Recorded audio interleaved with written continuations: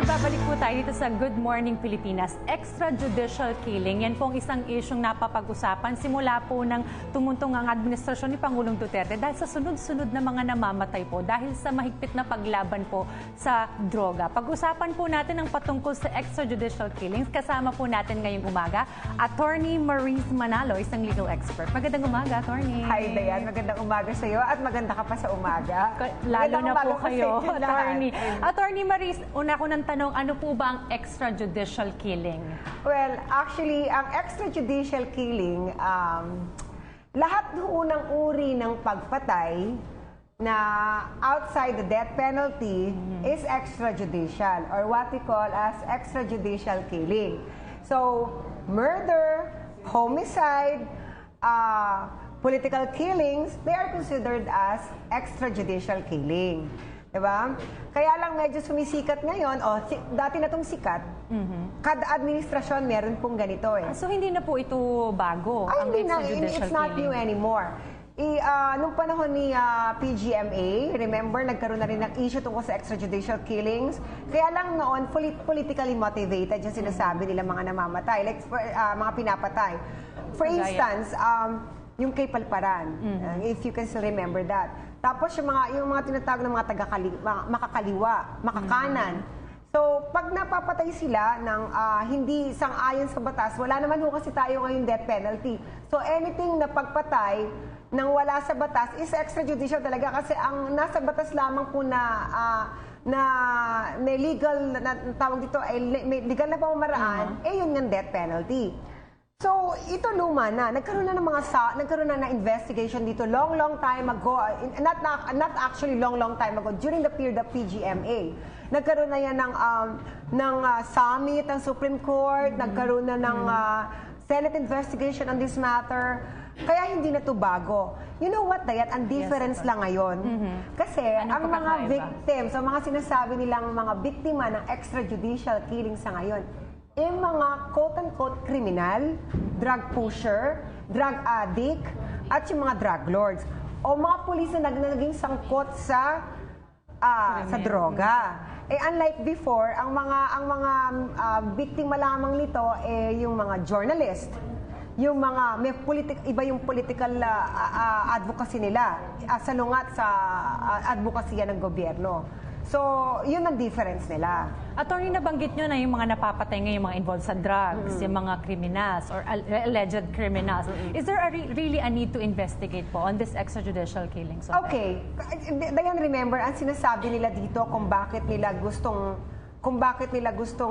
tawag dito, magkaroon ng investigation is that bakit pinapatay ng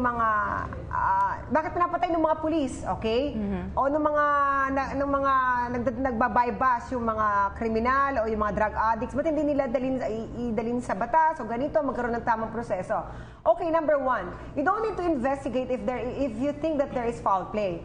If meron kayong witness, if there's a witness na makakapagsalita na talagang na during the bypass o pinatay ng pulis yung drug addict o yung drug pusher, magdemanda sila. Meron po tayong husgado na pwede po kayo magsampa ng complaint sa ating mga kapulisan. I mean, going to having another investigation, like a Senate investigation, would not help because it was done already in the past. This is another, magkakaroon na naman ng another replay of what was done in the past. Diba?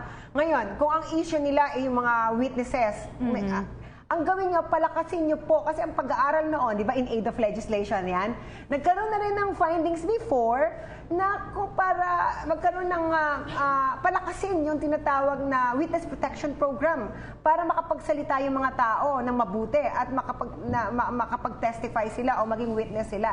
Which is ito rin yung gusto na panukala ngayon ni Presidente Duterte, di ba, palakasin ng witness protection program. So, kung magkakaroon another investigation, balikan nyo na lang po yung previous investigations and you will see all the recommendations na tungkol sa extrajudicial killing na ito. Attorney, kasi iba sinasabi nanlaban daw. Paano na ba masasabi kung nanlaban o hindi yung isang suspect or biktima? That's it. They're in an investigation. Makikita naman nila yan kaya nga mayroong SOCO, di ba? Ang ang ebidensya po, hindi lang yan through witness, okay? Yung tao. Ang ebidensya makukuha din yan sa mga tinatawag dito, yung paano yung ng baril, everything. Kumbaga, magsampa kayo ng demanda, make the necessary, file the necessary case, and then ipatunayan nyo na talagang yung police ay, kumbaga, this is outside na yung ginawa niya na pagpatay. Kumbaga, if you think na yung police na yon ay pinatay yung tawag nyo, anak nyo, kamag-anak ninyo, hindi naman dapat, idemanda nyo po. 'Di ba? Meron po tayong husgado. At yung mga kapulisan naman natin, na lagi naman natin sinasabi, itong, it's usually, ang kanilang ginagawang pagkapatupad ng batas should be always within the bounds of the law. Attorney, tanong ko lang, kailangan ba tayong mabahala na magkakaroon tayo ng sunod-sunod na pagpatay dito sa patungkol sa laban sa droga? Okay. To be practical, it's like this. In a world war, or ang mga sa lahat ng gera, hindi po pwedeng kurutan lang yan. Okay? Hindi po pwedeng wala. Ang ganito, ang sitwasyon ngayon is that maraming namamatay. Ang mga namamatay, puro mga tinatawag nilang kriminal or suspected criminal or suspected na drug addict, suspected na drug pusher. Okay, ito yung mga biktima. Unlike before, the extrajudicial killing, yung mga extrajudicial killings in the past, journalists, mga may political advocacies, iba. Ibang-iba ho ang sitwasyon ngayon. Ang sitwasyon ngayon is that parang ang mga namamatay yun nga, yung mga nasa, yung mga what you call lawless people. Yung mga in the past, mga journalists, mga may political advocacies. So, kayo na po yung umano. Kasi, kung you think na merong na-violate na due process o yung karapatan ay na-violate, you go to court, you file the case. Kasi ganun din yan. Kung magkakaroon ng investigation, ganun din ang sasabihin nila. Attorney, paano naman yung mga natagpo ang patay na sa loob ng bilangguan? Paano po ito? Okay, mostly actually, Dayan, ang mga nangyayari dyan is that, hindi man yung susuko, hindi pala suko, yung dadalhin sa ng laban, di ba? Tapos sa nabarel, that's a different matter. Ganito nga sinasabi ko, kung meron po kayong alam na ginawa na mali ang mga kapulisan natin, magdemanda po kayo. Pumunta po kayo sa husgado at magsampa kayo ng demanda. Kasi kung kayo din ay tatahimik, di ba? At puro tayo ngaw-ngaw, tapos wala naman tayong ginagawang hakbang, wala din pong mangyayari. Hindi rin yung makakatulong sa atin kahit ano namang investigation ang gawin ng Senado kung hindi rin nyo ipagtatanggol ang inyong karapatan. Again, kung sa tingin ninyo mali ang ginawa sa inyo ng kapulisan o maski na ng sino, you go to court and you file the case.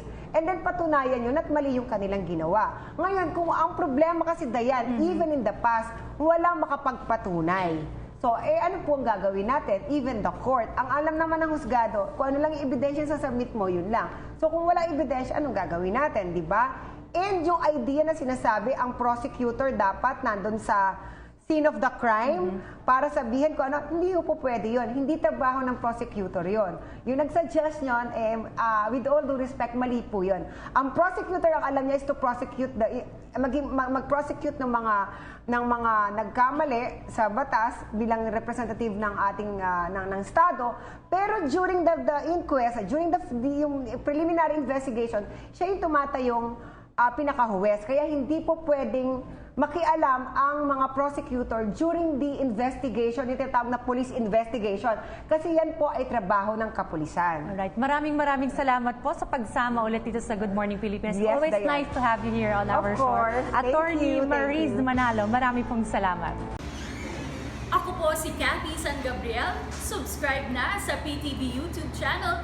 I-click lang po ang subscribe button.